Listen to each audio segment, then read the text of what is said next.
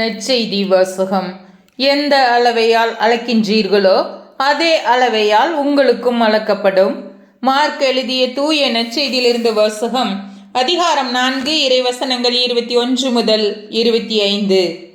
அக்காலத்தில் இயேசு மக்களிடம், விளக்கை கொண்டு வருவது எதற்காக?